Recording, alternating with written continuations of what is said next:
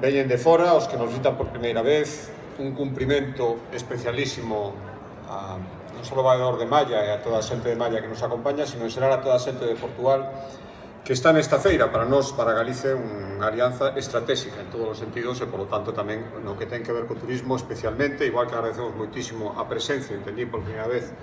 dun stand de Euskadi, e en xeral a todos os que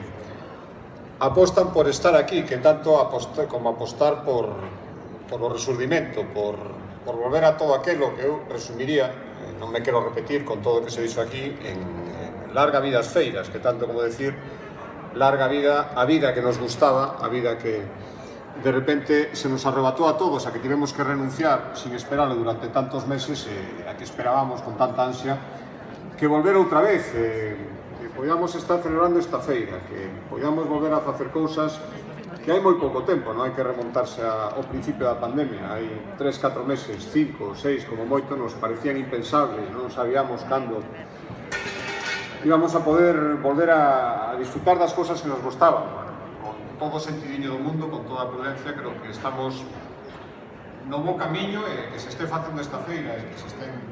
facendo moitas cousas, que se empecen a facerse con forza, creo que é o mellor sinal. E, por lo tanto, como xa sabíamos antes da pandemia, que temos cousas moi boas, pero que non se venden solas, que hai que saber explicarlas, hai que saber potenciarlas, hai que poñelas nun marco